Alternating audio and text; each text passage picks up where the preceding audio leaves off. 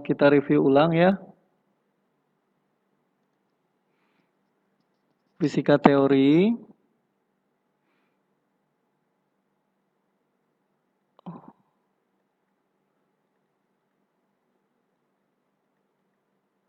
Fisika teori ini secara umum terbagi menjadi dua.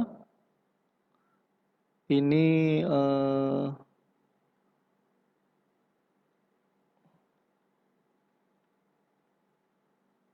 fisika partikel,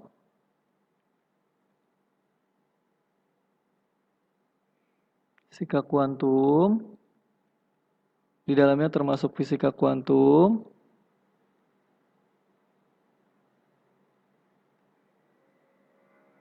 kemudian ini adalah astrofisik atau ini relativitas.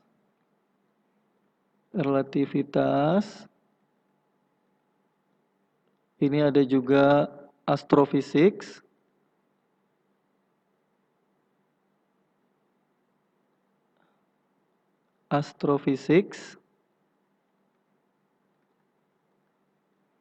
Ya, fisika alam semesta itulah. Kemudian berkaitan alam semesta.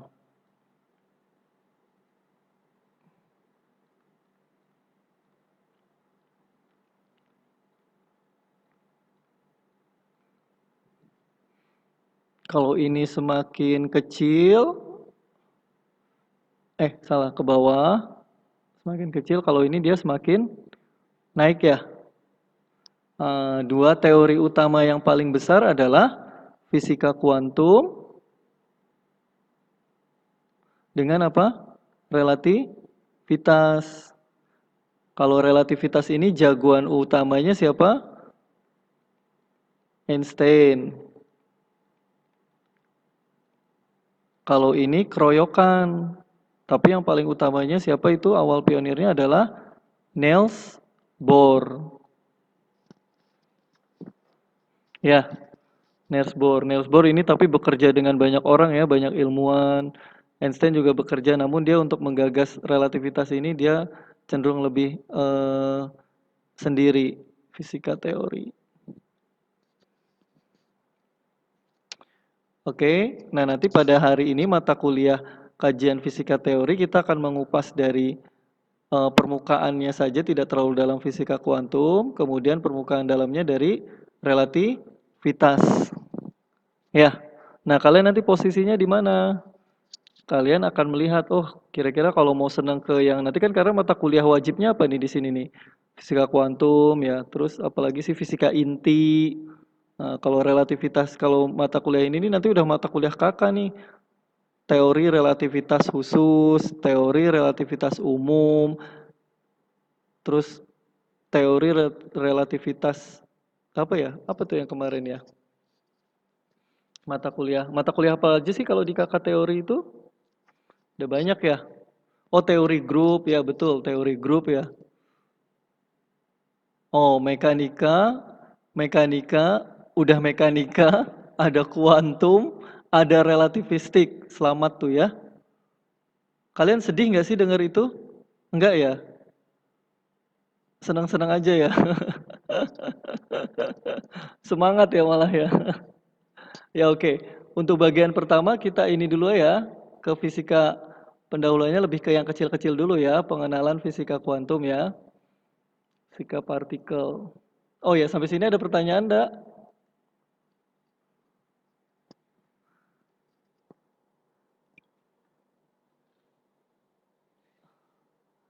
Ada pertanyaan tidak? Tidak ada ya, oke.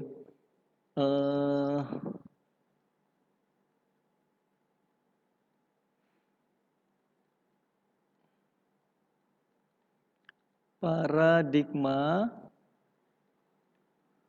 fisika klasik.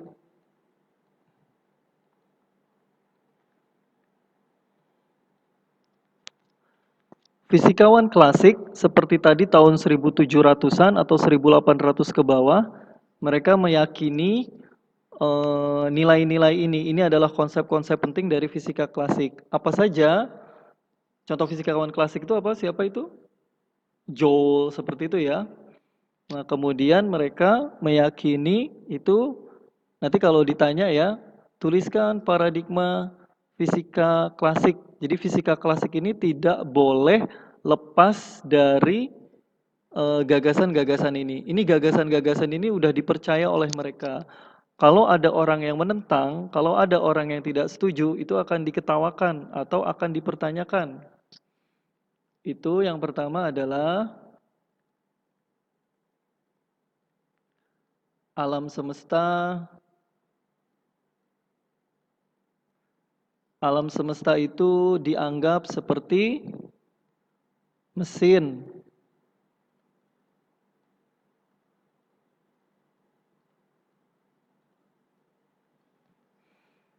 Alam semesta dianggap seperti mesin raksasa dalam kerangka ruang, waktu. Ruang waktu ini space time, ada stripnya kata sifat yang mutlak. Nanti kita bahas selanjutnya apa yang dimaksud dengan mutlak. Alam semesta dianggap mesin raksasa dalam acuan kerangka ruang waktu mutlak. Para fisikawan klasik itu menganggap bahwa semua gerakan-gerakan rumit yang sulit dimengerti bisa dianggap sebagai panduan atau gabungan dari gerakan-gerakan sederhana. Nah, tugas para fisikawan dahulu itu menguraikan mana gerakan sederhana sehingga bisa diprediksikan. Ya, sekalipun gerakan-gerakan tersebut tidak dapat dilukiskan dengan pasti, tapi bisa dikerjakan solusinya dengan pendekatan gerakan-gerakan yang sederhana. Kemudian semua gerak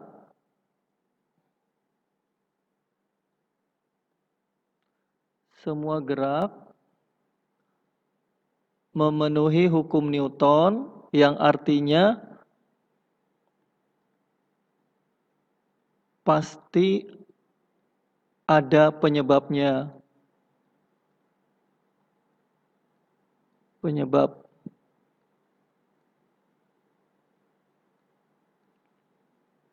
Tulisan saya kebaca nggak? Kebaca ya? Ya, terus oke. Ada sebab. Jika sebuah benda bergerak, kita selalu bisa menemukan penyebabnya. Jadi dalam mereka percaya kalau ada benda bergerak tuh pasti ada penyebabnya. Nggak mungkin dia tidak bergerak, nggak mungkin dia bergerak tapi tidak ada penyebabnya. Ini adalah hukum sebab akibat. Ini yang dikenal sebagai hukum sebab akibat. Hukum sebab akibat ini juga bisa dikatakan cikal bakal dari fisika teori ya. Ini yang digagas oleh Newton tadi ya, 1600-an ya. Ini hukum sebab akibat yang sudah tidak perlu orang nanyain lagi bahwa hukum Newton itu berlaku sebab akibat. Aksi reaksi. Ada aksi berarti ada reaksinya. Ini kalau nggak salah pernah saya ini juga ya. Beritahu ya. Nggak apa-apa kita ulang aja ya.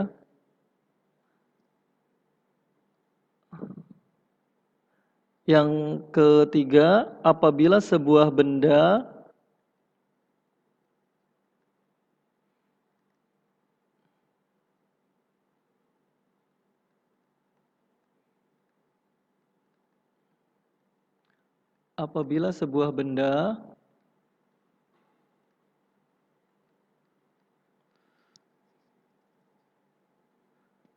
pada saat ini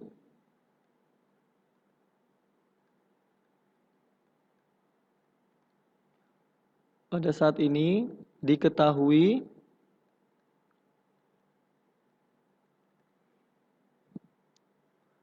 keadaan geraknya keadaan geraknya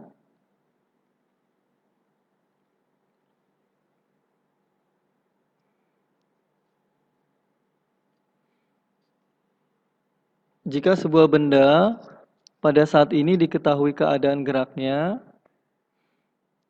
kita bisa dapat menentukan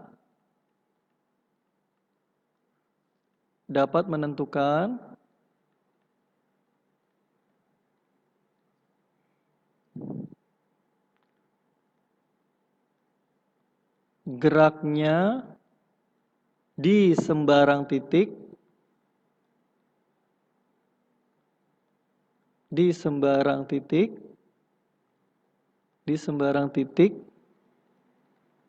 masa depan. Nah, apa maksudnya? Nanti kita ulas lebih lanjut ya, di masa depan.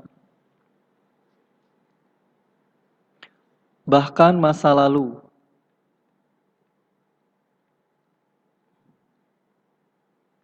Bahkan masa lalu.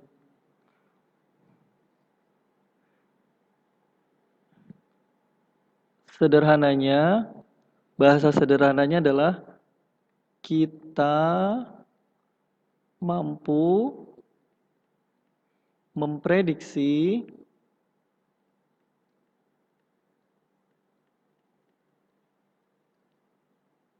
kenapa ini pada keluar masuk? Kita mampu memprediksi sesuai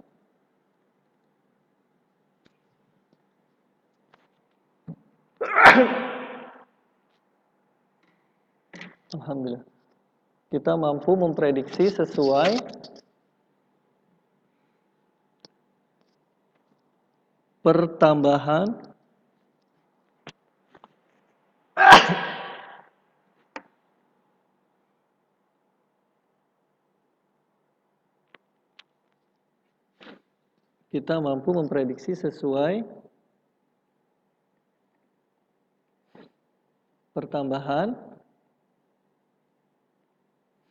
waktu.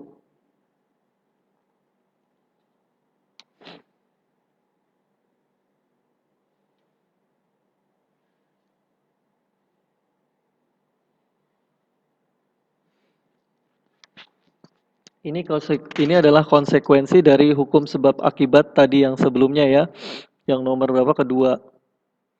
Atau dikenal ini sebagai istilah deterministik.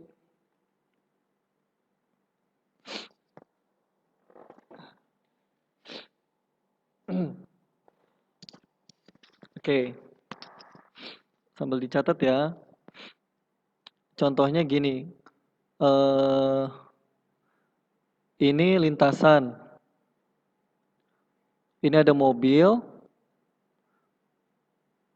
Mobil ini pada T1. Ini mobil pada T2. Ini dalam keadaan diam T0.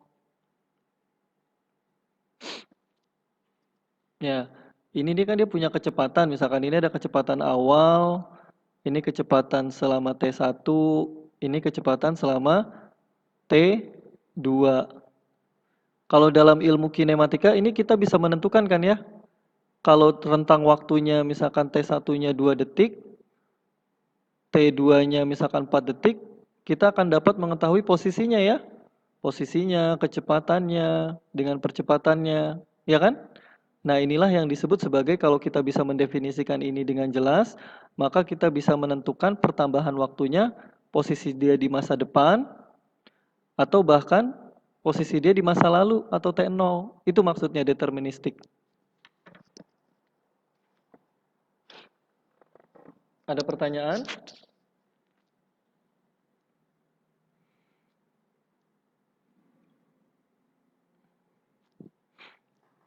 Tidak ada? Halo? Lanjut aja, oke. Berarti lanjut ya. Yang keempat.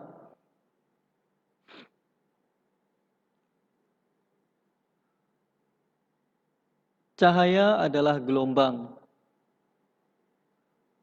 Cahaya adalah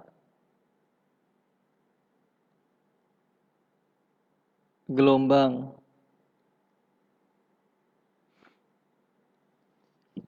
Cahaya adalah gelombang. Ini udah dibuktikan dengan apa? Teori gelombang elektromagnetik Maxwell, kemudian percobaan Young, kemudian percobaan celah ganda, interferensi. Jadi sudah tidak bisa ditolak bahwa cahaya adalah gelombang. Yang kelima, semua bentuk energi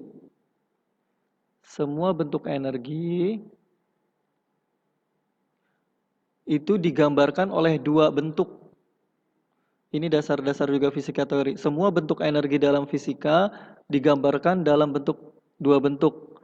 Pertama adalah partikel. Partikel atau biasanya digambarkan oleh benda-benda pejal.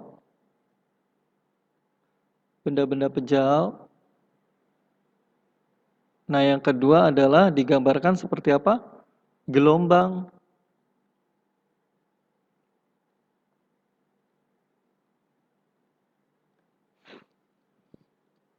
Model pertama adalah partikel yang digambarkan sebagai bola pejal atau bola biliar padat per masing-masing. Model kedua adalah gelombang. Seperti ombak besar di permukaan laut, itu kan membawa energi ya. Artinya energi hanya boleh diungkapkan oleh salah satunya. Apakah itu sebagai partikel atau benda pejal, padat atau gelombang. Tidak boleh keduanya. Tidak boleh saling menggantikan dan tidak boleh juga bercampur.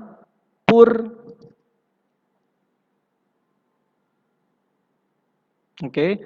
Dan yang keenam adalah kita dapat mengukur atau mengamati sistem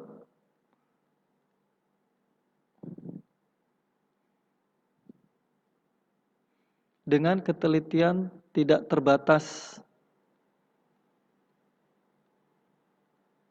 Ketelitian tidak terbatas.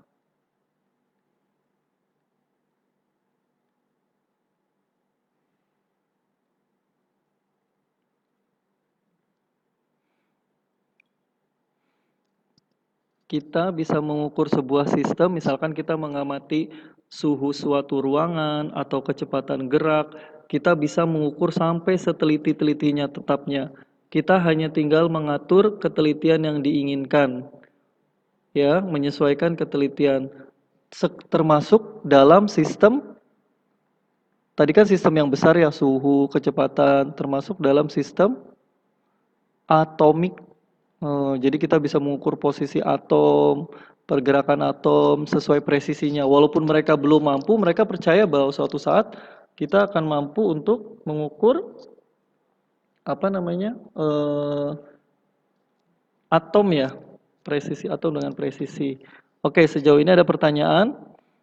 Semua fisikawan klasik di dunia ini meyakini secara mutlak ya gagasan-gagasan tersebut. Jadi mereka sangat meyakini bahwa gagasan-gagasan tersebut itu diterima oleh mereka. Dan inilah dasar bagi fisikawan teoretik klasik. Ketika mereka ingin mengajukan sebuah teori, atau ketika mereka ingin mengajukan sebuah konsep, atau sebuah terobosan, maka tidak boleh lepas dari 6 ide ini. Penting ya. Kalau mau mengajukan, makanya awal-awalnya radiasi benda hitam ketika muncul konsep foton. Nah, foton itu apa sebenarnya? Foton itu bentuk energi. Nah, bentuk energi yang sifatnya apa? Partikel apa gelombang? Tapi kan kata Einstein, kata Max Planck, enggak, foton itu partikel iya, gelombang iya. Nah, itu nggak bisa, nggak diterima. Makanya para fisikawan klasik itu tidak menerima gitu. Jadi fisika teori itu tidak hanya berkembang sama yang modern-modern saja, tapi awal-awal sudah ada fisika teori karena menggunakan matematika kan, rumus gaya, rumus Newton, rumus usaha kan pakai matematika juga. Hanya saja mereka harus memenuhi 6 gagasan mutlak ini. Oke, ada pertanyaan?